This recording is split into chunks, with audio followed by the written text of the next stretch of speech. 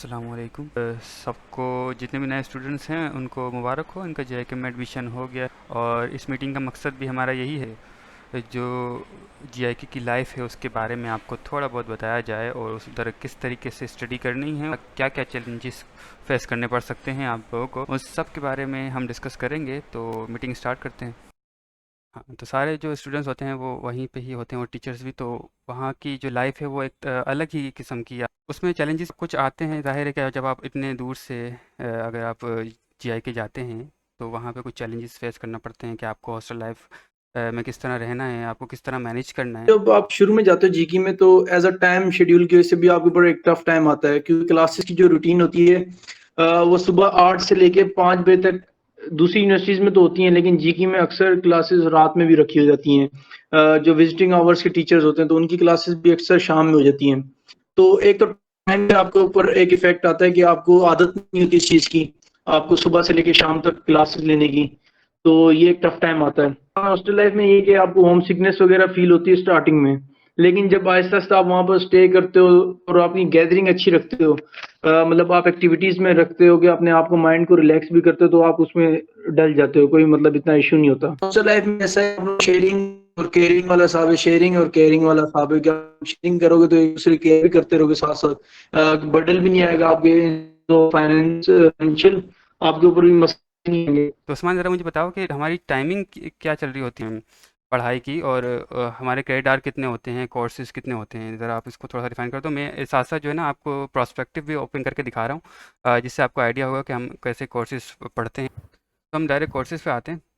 और कोर्सेज में हम इनको बता देते हैं कि शुरू में, क्योंकि हम ये चाह रहे हैं कि ना बिफ़ोर यूनिवर्सिटी, क्योंकि एक महीना इनके पास है, तो बिफ़ोर यूनिवर्सिटी इनको क्या क्या चीज़ कर लेनी चाहिए फर्स्ट सेमेस्टर के हिसाब से। का एक ही कोर्स था, CS 101, राइट। एक कोर्स था 2 क्रेडिट का और एक लैब थी 1 क्रेडिट की। बट इस दफ़ा मैं क्योंकि देखा हूँ कोर्स लगता है, तो इसमें कंप्यूटिंग एंड AI एक और फिर लैब, अच्छा मेरे ख्याल से वही 2 चीज़ें। तो इसमें उस टाइम पे हमें CS पढ़ाई गई थी, बट क्योंकि यहाँ पे AI लिखा हुआ है तो मेरे ख्याल से इनको इस दफ़ा पे पाइथन पढ़ाई जाएगी, क्योंकि AI पाइथन पे। तो इनको पाइथन की बेसिक ले लेनी चाहिए, अगर क्योंकि लैपटॉप इन्होंने अगर नहीं लिया अभी तक तो लैपटॉप इनको ले लेना चाहिए, क्योंकि लैपटॉप इनके लिए रिक्वायर्ड है। सही। अच्छा, तो इसमें हम थोड़ा सा गाइड लेते हैं। ये न्यू जो स्टूडेंट्स हैं हमारे, जो रिसेंटली फर्स्ट ईयर इन्होंने कंप्लीट हुआ है, उनसे हम पूछते हैं कि इनको कौन सी हम्म लैंग्वेज पढ़ाई गई थी। जी जवाद, आप ज़रा जी बता दो सही में। कि कंप्यूटर में सही। कौन सा कोर्स जो है आप पढ़ रहे हो, हाँ, और कौन सी लैंग्वेज जो है आप सिखाई जा रही सही सही।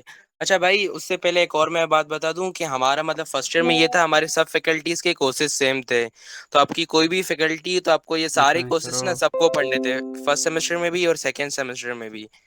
ठीक है। अच्छा, उसके बाद हमारे जो ये CS 101 और CS 101L जो हमारे पास कोर्स है लैब, तो इसमें हमारे पास सिर्फ C++ ही पढ़ाते हैं।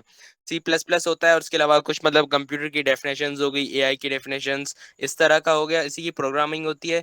फिर जब हमारा सेकंड सेमेस्टर स्टार्ट होता है तो उसमें हमें पढ़ाते हैं ऑब्जेक्ट ओरिएंटेड प्रोग्रामिंग, ऊप पढ़ाते हैं, और वो भी फिर C++ की ही होती है, उसकी भी एक लैब होती है। और यही होता है फर्स्ट सेमेस्टर और सेकंड सेमेस्टर में। तो इसमें इस बच्चों को यही करना चाहिए कि जो न्यू बच्चे हैं वो ये कर लें कि C++ का, आई थिंक मैंने लिंक भी आपसे शेयर किया होगा प्लेलिस्ट का, तो उसको थोड़ा सा स्टार्ट कर दें सीख के। जो कंप्यूटर में हमारे को मुश्किलात आती हैं, क्योंकि हमने इंजीनियरिंग के साइड वालों बच्चों ने कुछ कंप्यूटर का कोर्स नहीं पढ़े हुए होते, प्रोग्रामिंग का कोई आइडिया नहीं होता, तो थोड़ा सा आइडिया आप लेके जाएं ताकि आपको ना इस कोर्स में मसला ना हो। अच्छा, एक चीज तो ये थी कि सबसे पहले कि जो हम लोग एफएससी से आते हैं ना, तो हमारी एक आदत लगी होती है कि हमें जो टीचर ने पढ़ाया है उस हिसाब से चलना है। लाइक एक्स्ट्रा मेहनत नहीं करते हम लोग, एक बुक के ही मतलब रिस्ट्रिक्टेड हो जाते हैं कि ये बुक से टीचर ने पढ़ाया तो उसी को फॉलो करना है। लेकिन जब आप यूनिवर्सिटीज में आते हो तो आपको ना डिफरेंट बुक्स से स्टडी करनी चाहिए पड़ती है, सेम टॉपिक के बारे में, और उसकी प्रैक्टिस भी करनी पड़ती है। यूनिवर्सिटी में सिर्फ आपके कॉन्सेप्ट क्लियर होने चाहिए और आपको तरीकेकार पता होना चाहिए। पेपर में क्वेश्चन कभी भी बुक से नहीं आएगा, बहुत कम चांसेस होते हैं जो बुक से ये सेम क्वेश्चन आ जाता है। तो ये इस चीज से रेडी ना रखना कि बुक से अगर हम लोग सारे न्यूमेरिकल्स कर लेंगे तो हमारे पेपर अच्छा हो जाएगा, ऐसा कभी नहीं होगा। ठीक है, तो अपना ना कॉन्सेप्ट फोकस करना, रट्टे मारने से ज्यादा। क्रेडिट आवर का आपका वेटेज है कि इतने वेटेज के हिसाब से नंबर मिलेंगे। लाइक अगर कोई एक क्रेडिट आवर है तो उसकी वैल्यू आपकी 1 है, तो मतलब उसका मतलब आप समझ लो एक लेवल है, तो जो डबल क्रेडिट आवर है तो उसकी वैल्यू डबल है आपके सामने। तो क्रेडिट आवर किस तरह हिसाब किताब है, तो टोटल 17 क्रेडिट आवर होते हैं जो आपको एक सेमेस्टर में पढ़ने होते हैं। अच्छा, एक और चीज ऐड करूं कि ये ना जब आप यहाँ 4 महीनों का आपका सेमेस्टर होगा, तो उन 4 में लेट्स सपोज फिजिक्स की मैं बात करता हूँ, तो फिजिक्स के अंदर आपके 17-18 चैप्टर होंगे तो वो आप कवर करेंगे। तो टीचर्स एक दिन में 2-2 चैप्टर भी करवा देगा, 1 चैप्टर भी करवा देगा। तो अगर आप वो टाइम टू टाइम सिलेबस की रिवाइज नहीं करते हो, कॉन्सेप्ट नहीं मेट करोगे, तो एंड में आपको बड़ी एक बुक तैयार हो जाएगी जो कि आपको सॉल्व करनी होगी और स्टडी करनी पड़ेगी, और एंड में काफी मुश्किल होगा। सेकेंडली क्विज़ेस वगैरह और होते हैं, तो स्टार्ट में ये मसला होता है कि हम लोग समझते हैं इसको नॉर्मली एज अ टेस्ट समझते हैं, तो मिस मतलब इजी ले लेते हैं हम लोग, इस पे नंबर नहीं आते, फोकस नहीं करते कि कोई नहीं क्विज़ेस हैं, पेपर होंगे तो देखे जाएंगे, लेकिन इसके वेटेज होते हैं।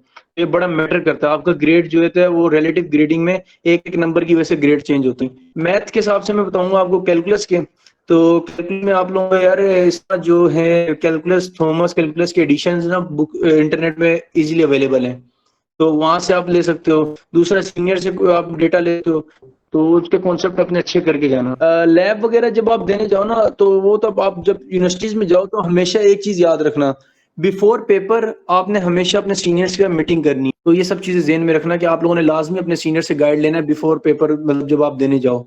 एक चीज़ आप देख रहे होगे ना, जो इलेक्ट्रिकल के कोर्सेज हैं और जो मैकेनिकल के कोर्सेज हैं, जो फर्स्ट सेमेस्टर के कोर्सेज हैं वो सारे सेम, वो फर्स्ट सेमेस्टर और सेकंड सेमेस्टर के कोर्सेज जो होते हैं वो सारे वो सेम होते हैं हर फैकल्टी के। आप ये इलेक्ट्रिकल का आप देख रहे हो, और बिल्कुल तो एग्जैक्ट सेम है सारे। हाँ, रिलेटिव ग्रेडिंग का थोड़ा बता दे यार कोई।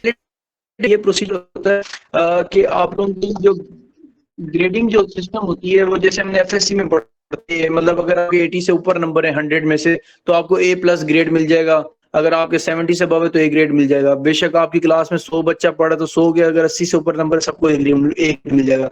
लेकिन रिलेटिव ग्रेडिंग के केस में ऐसा नहीं होता। यहाँ पर आपके जो हाईएस्ट मार्क्स होते हैं एक बच्चे ने लिए हैं उसके हिसाब से ग्रेडिंग होती है आपकी, मतलब रिलेटिव टू हाईएस्ट मार्क्स आपकी ग्रेडिंग होती है। तो relative to the maximum number होता है, और उसमें एक रेशो फिक्स होता है कि क्लास की एवरेज जितनी मेंटेन करनी होती है वो 2.8 जी होती है, तो वो मेंटेन करनी होती है टीचर ने। हिसाब से कर्व बनती हैं तो उस हिसाब के आपके ग्रेड होते हैं। तो आपने कोशिश करना है आप हमेशा आप ऊपर की तरफ रहो या फिर एवरेज से अबव रहो कम से कम, अगर आपने ग्रेड अच्छे लेने हैं। आपके प्री फाइनल्स आ जाते हैं पेपर से पहले, तो आपको एक आइडिया हो जाता है आपको कितनी मेहनत, किधर पोजीशन पे आप कितनी मेहनत करनी है, किस कोर्स में ज्यादा मेहनत करनी है। कोशिश करनी है जो आपके वीक कोर्सेज हैं, जो कि जाहिर सी बात है आप हर कोर्स में आप एक्सपर्ट नहीं हो सकते, मतलब मुश्किलात आ रही होंगी आपको, तो उसमें आपने कोशिश करना है कि आप एवरेज से ऊपर कम से कम अपने आप को मेंटेन करो। सही। और इसमें देखो एक पॉलिसी में ये लिखा हुआ है कि अगर आपने कंसिस्टिवली 2 से नीचे जीपीए लाई अगर, तो आपका जो एडमिशन है वो कैंसिल कर दिया जाता है। ऐसा हुआ नहीं है, ख़ास तौर पे नॉर्मली इतना ज़्यादा ये होता नहीं है, लेकिन अगर आपने प्रॉप बोलते हैं 2 से अगर नीचे जीपीए आती है और उसको वो अगर कंसिस्टिवली 2 सेमेस्टर में आ जाती है तो जी की तरफ से उसका एडमिशन कैंसिल कर दिया जाता है। तो लेकिन ये कि जीके में एक चीज मशहूर है कि अगर आपने एफ ग्रेड भी लेना है तो उसके लिए भी एक स्ट्रगल होती है, उसके लिए भी आपको मेहनत करनी होती है। आप मिड ना दें, आप फाइनल ना दें, तब जाके आता है, इतना आसानी से नहीं आते आपके एफ ग्रेड भी। उसके लिए भी अगर आप बिल्कुल अगर ये कि आप जाके सोच रहे हैं पेपर ना दें तब जाके आता है। अच्छा, दूसरी एक चीज ऐड करूंगा हॉस्टल लाइफ के हिसाब से कि आप लोग यहाँ वहां पर ना वेदर काफी होगा, सर्दियां भी होंगी, बारिशें भी बहुत होती है जीकी में, और ठंड भी काफी होती है।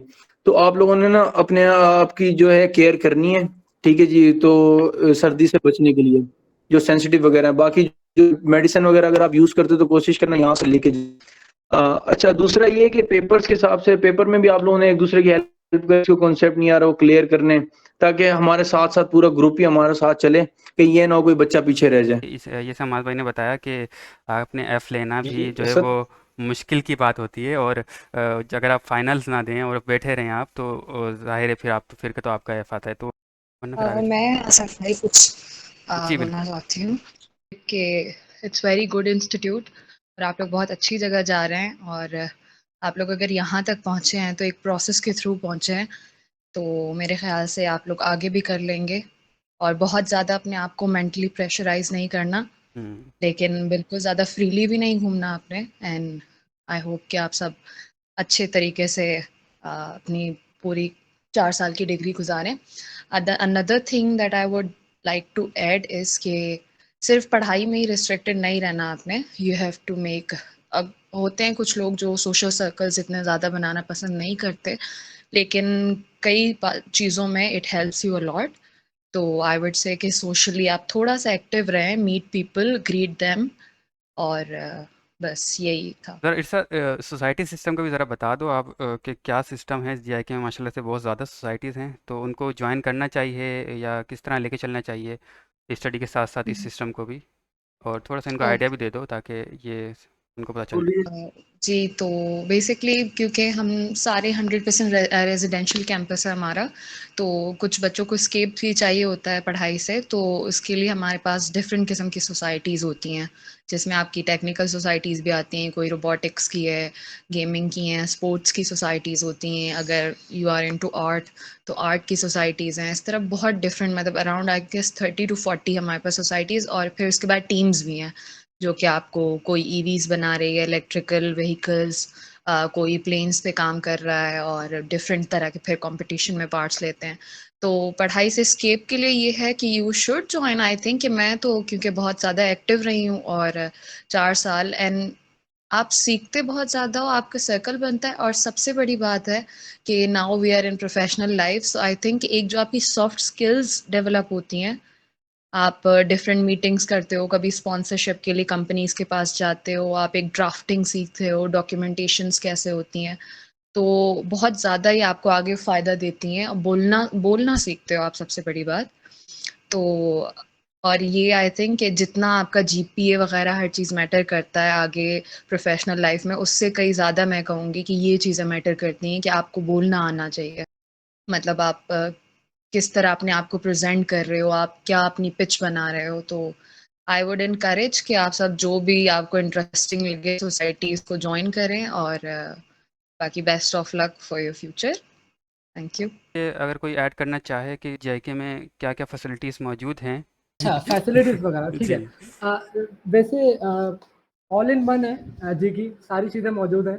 अगर आपने थोड़ा फ़न करना है तो सोसाइटीज़ हैं उसके लिए, और अगर आपको शौक है फ़िटनेस का तो वहाँ पर जिम भी मौजूद है, स्विमिंग भी कर सकते हो, एवरीथिंग इज़ अवेलेबल देयर, ठीक है। और दूसरा ये है कि पढ़ाई से रिलेटेड अगर अपॉर्चुनिटीज़ आप देखें, फैसिलिटीज़ देखें, तो सारी चीज़ें हैं पढ़ाई से रिलेटेड भी। अगर आपने लैब्स यूज़ करनी है और एडवांस पीसीज़ यूज़ करने हैं जो कि आपके पास नहीं है, तो वो भी आप यूज़ कर सकते हैं लैब्स में जाके। उसके अलावा पढ़ाई से रिलेटेड अगर आपको कोई फ़र्ज़ करें आपको कोई रिसोर्स चाहिए, वो भी फ्री में अवेलेबल है जीके की लाइब्रेरी की तरफ से। उसके अलावा जीके का अलमनाई ग्रुप भी बहुत बड़ा है, तो आप अगर चाहें किसी अलमनाई से बात करने के लिए तो आप उससे भी बात कर सकते हैं। लाइक जीके के जो स्टूडेंट्स होते हैं वो नॉर्मली बहुत ज़्यादा अच्छे होते हैं as compare to other universities. मैंने अदर यूनिवर्सिटीज़ देखी नहीं है, लेकिन मैं फिर भी ये कह सकता हूँ, क्योंकि यहाँ के स्टूडेंट्स बहुत ज़्यादा एक दूसरे के साथ रहकर बहुत ज़्यादा फ्रेंडली हो जाते हैं, तो उसकी वजह से एक दूसरे की हेल्प भी बहुत ज़्यादा करते हैं। ग्राउंड है हमारा, क्रिकेट खेलनी है, स्क्वॉश खेलनी है, बैडमिंटन, मतलब स्पोर्ट्स से रिलेटेड एवरी फैसिलिटीज़ हैं, ठीक है। उसके अलावा इवेंट्स बहुत ज़्यादा होते हैं। आपने रोबोटिक्स का कोई इवेंट ज्वाइन करनी है कि अच्छा है काफ़ी एनवायरनमेंट, पढ़ाई से रिलेटेड भी, और other than like extra curricular activities भी बहुत ज़्यादा हैं। तो अगर आप लोगों ने एंजॉय करना है तो जी की एंजॉयमेंट के लिए भी है, और अगर आपने पढ़ाई करनी है तो पढ़ाई के लिए भी है।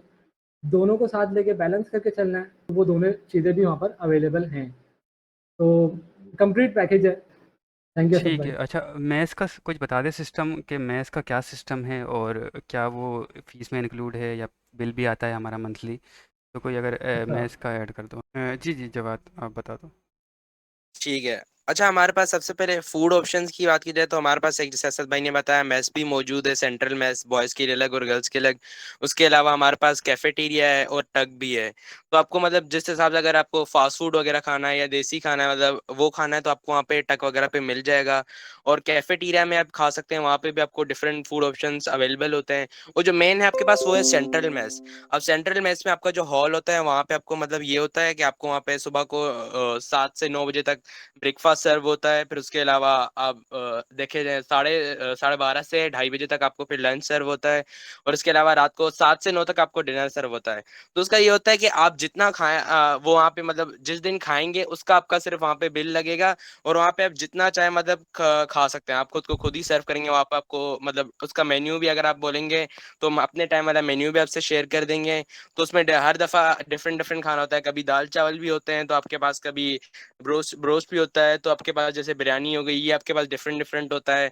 और उसका अगर बिल देखा जाए तो आपके पास पहले तो मतलब सस्ता आता था, पर अभी जैसे महंगाई बढ़ रही है तो उस हिसाब से आपके पास तकरीबन 12 के एवरेज बिल आता है हर किसी का मैस बिल, अगर आप पूरा महीना सिर्फ मैस से खा रहे हैं। बट अगर आप मैस आपका आउट होता है तो आपका कोई भी मतलब इसके अलावा बिल नहीं आएगा। और उसके अलावा अगर आप 2-3 बंदे साथ में जाके कैफे वगैरह से खाते हैं तो आपका इससे थोड़ा कम भी खर्चा आ सकता है। बट टक पे आप खाएंगे तो वहाँ पे फास्ट फूड वगैरह जैसे होता है, तो वहाँ पे आपके एक्सपेंसेस ज्यादा लगेंगे।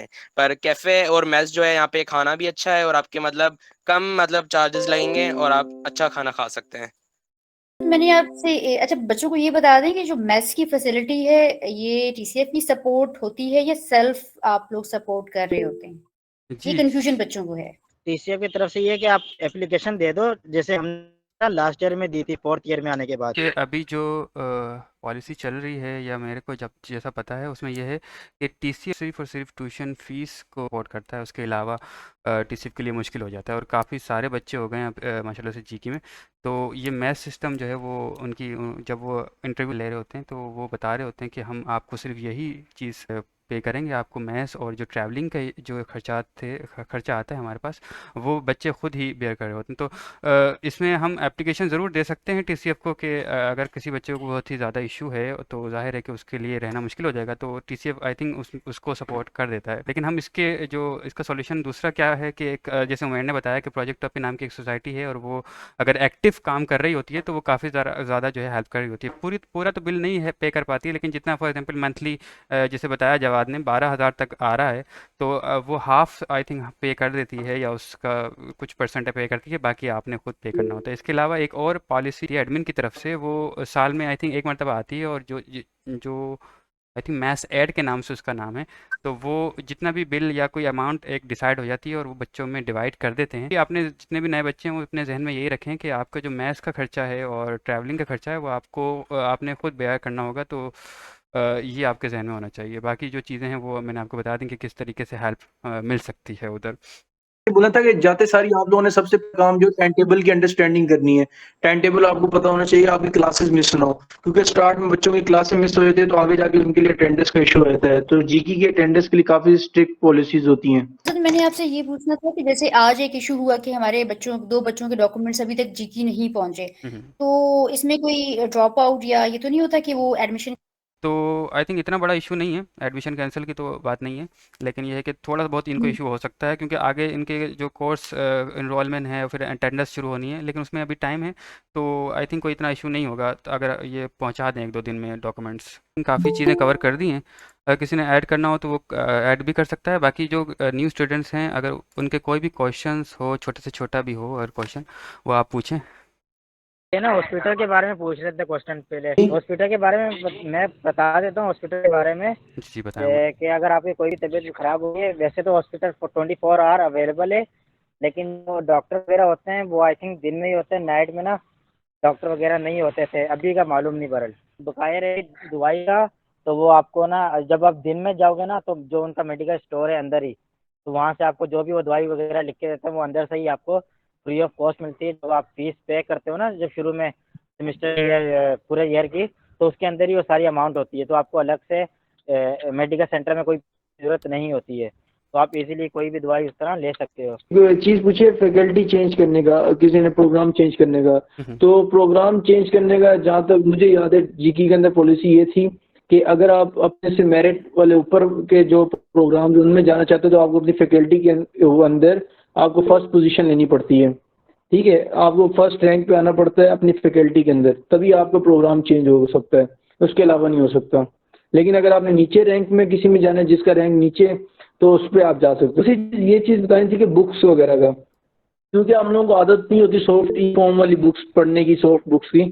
तो ये सॉफ्ट बुक्स का आदत एक तो डाल दो। दूसरा ये कि अगर आपको मुश्किल होती है, शुरू में मुश्किलात होती हैं, तो जीकी के अंदर ना एक हॉस्टल होता है, हॉस्टल 1 या 2, इन दोनों में से किसी एक हॉस्टल के कॉमन रूम में सीनियर्स और काफी सारे जो सीनियर्स होते हैं वो अपनी बुक्स छोड़ के चले जाते हैं, तो वहां से आपको बुक इजीली मिल जाती हैं। बाकी जो आपके टीसीएफ के सीनियर्स हैं इनके पास भी अपनी बुक्स पड़ी होंगी, तो ये लोग आपको दे सकते हैं। लेकिन आदत डाल लेना जल्दी से जल्दी आपको सॉफ्ट फॉर्म में बुक्स पढ़ने की डल जाए। खैर फैज़ान, आपका कोई क्वेश्चन था, आप पूछ लो। असद भाई, मेरा एक क्वेश्चन ये है ना कि आपने जो बात की स्टडी के हवाले से, तो जैसे हम देखो दिन में एक तो रात को सोने के लिए नींद तो पूरी मस्त करनी ही है, तो हम दोपहर के निकाल देते हैं एक दिन के 12 घंटे, उन 12 घंटों में मतलब कि एवरेज पर डे के हिसाब से कितनी मीन्स क्लासेस होती हैं कि 6 घंटे होती हैं या 8 घंटे होती हैं, कि कितना उन क्लासेस में टाइम दे सकते हैं और फिर कितना उन क्लासेस के बाद जो पढ़ा है उनको रिवाइज करने के लिए टाइम दे सकते हैं। तो ये एवरेज एक दिन में कितना टाइम मीन्स क्लासेस चलती है? अच्छा देखो, सबसे पहले एक तो चीज़ ये है कि आपके ना लाज़मी नहीं कि आपने सुबह 8 बजे जैसे जो होता है ना यूनिफ़ॉर्म पहन के आपने चले जाना क्लासेस लेने के लिए, तो ऐसा नहीं होगा। आपकी क्लासेस होंगी टाइम के लिए, आपका एक पीरियड सुबह हो सकता है, दूसरा पीरियड शाम में हो सकता है, ऐसा भी हो सकता है। एक दिन आपकी सुबह लैब हो, शाम में 2 क्लासेस हो सकती हैं, ऐसा भी हो सकता है। अच्छा, कितने आवर्स बनते हैं आपकी वीकली वो मैं बताता हूँ आपको। तो आपका 17 क्रेडिट आवर का होगा कोर्स पूरा सेमेस्टर। में जो लैब्स होंगी वो 1 क्रेडिट आवर्स की होती हैं, लेकिन वो उनके आवर्स जो होते हैं वो 3 घंटों की लैब्स होती हैं। तो समझ लो आपके जो 17 क्रेडिट आवर है और आपकी 2 अगर लैब है फर्स्ट सेमेस्टर में कि 2 4 घंटे हो तो 17 प्लस 4 21 आवर्स की क्लासेस होंगी एक वीक में। ठीक है? तो अब दौरान आपने रात में नींद तो करनी ही करनी है। किसी दिन ऐसा होगा कि आपका टफ टाइम चल रहा होगा, आपका पूरा दिन बिजी हो, किसी दिन ऐसा होगा कि आपकी 2 क्लासेस होंगी, तो उस दिन भी आप टाइम दे स्टडी को। दूसरा वीकेंड पे आप टाइम दे सकते हो और वीकेंड में असाइनमेंट्स भी देनी होती हैं आप लोगों को, तो असाइनमेंट लाज़मी जमा करवानी है। असाइनमेंट्स के एब्सोल्यूट 1 नंबर होते हैं, तो वो लाज़मी करवानी होती है। तो इस तरह आप टाइम मैनेज कर सकते हो आप लोग। तो ये सीन है सही कि है। ये नहीं है कि आपने सुबह 8 बजे जाना है तो शाम में 9 बजे तक क्लासेस लोगे, ऐसे कंटिन्यू क्लासेस नहीं होंगी। सही। अहमद कुछ ऐड करना चाह रहे हैं? अहमद? ये उसका पूछ रहे थे प्रोग्राम चेंज करने का। तो हम्म। उसका ये सीन था कि जैसे इलेक्ट्रिकल में है ये अभी और ये मैकेनिकल में जाना चाह रहे हैं। हम्म। तो अगर मैकेनिकल का मेरिट हाई है, इस साल मेरिट लिस्ट आएगी जिसके अंदर फैकल्टीज़ की मेरिट लिस्ट आएगी, लाइक फैकल्टीज़ कौन से नंबर पर हैं, ठीक है? तो अगर फर्स्ट करें मैकेनिकल अगर 4th नंबर पर है और इलेक्ट्रिकल अगर 5th नंबर पर है, तो इन्हें अपने इलेक्ट्रिकल से मैकेनिकल में जाने के लिए मतलब अपनी फैकल्टी में टॉप करना पड़ेगा, ठीक है? और अपनी फैकल्टी के जो इनके एडवाइज़र होंगे, उनसे बात करनी होगी, वो लेटर लिखेंगे इनके लिए और ये कि ये फिर स्विच कर पाएँगे मैकेनिकल में। और एक मतलब फैकल्टी जो स्विच करना बहुत बहुत मुश्किल है। अगर आप चाहें तो भी नहीं कर सकते। सिर्फ़ आप मैकेनिकल में ही जा सकते हैं। दूसरा ये कि टीसीएस जो है इलेक्ट्रिकल और मैकेनिकल में ही आपको सपोर्ट करता है, तो अगर आप फ़र्ज़ करें इलेक्ट्रिकल में हैं तो आप मैकेनिकल में ही जा सकते हैं, उसके अलावा आप किसी और फ़ील्ड में नहीं जा सकते। सबसे पहले टीसीएस को मना लें तो वो बड़ा मुश्किल काम है। और दूसरा ये है कि टॉप की फैकल्टी में जाना बड़ा मुश्किल है। एक्चुअली प्रॉब्लम ये है कि हम लोग इंटरव्यूज़ होते हैं, एवैल्यूएशंस कर रहे होते हैं, पूरा एक प्रोसेस होता है और वो 1 वीक का यस, प्रोसेस होता है। वो यस, उसको दोबारा से करना, री इंटरव्यू पे जाना, वो हमारे लिए बड़ा टफ हो जाता है कि फिर डिसीजन लिया जाए। और हमारा जब डिसीजन होते हैं तो पूरी काउंसिल एक पूरी टीम बैठ रही होती है, दोबारा से वो चीज़ करना हमारे लिए बहुत मुश्किल हो जाती है। ये और एक ये जो है ना नेगेटिव मार्किंग में भी आ जाता है कि का इंटरव्यू पहले और अप्रूवल एक चीज़ में आया हुआ है, आप स्विच करना चाह रहे हो, यस, यस। उसमें हमें सॉलिड रीजन चाहिए होता है, तो हम नहीं चाह रहे होते कि बच्चा स्विच करे। तो हम जो भी डिसीजन लॉक करते हैं तो हम चाह रहे होते हैं कि बच्चा वहीं से पास आउट होके ही जाए। तो असद एक्चुअली भाई मेरा एक क्वेश्चन। जी फैजान, बोलो बोलो। जी असद भाई, हॉस्टल रूम की जब हम बात करते हैं तो मैं जब फेसबुक ग्रुप में एक लड़के ने पोस्ट की थी हॉस्टल के हवाले से ना, तो उन्होंने एक रूम की पिक सेंड की थी। तो वो रूम मीन्स के मुझे पता नहीं, तस्वीर में बहुत छोटा लग रहा था। सही। तो वहाँ पर रूम्स में इतना हो सकता है कि 2 लड़के सुकून से मतलब कि ठीक है। वहाँ पे समझ गया मैं सवाल। हसन ज़रा आप हसन ने ज्वाइन किया है हमें करारी। हसन ज़रा इसको बताओ ना कि रूम के क्या मसला है, क्या सिस्टम है? हाँ, सबसे पहले हॉस्टल के हवाले से मैं बता दूं तो हॉस्टल में आपके जो शुरू के फर्स्ट ईयर होता है उसमें आपको हॉस्टल 10 12 मिलते हैं, 11 12। तो वो काफ़ी मॉडर्न और काफ़ी अच्छे बने हुए हैं। और उसका जो रूम होता है उसमें आराम से आपके 2 बेड आ जाते हैं।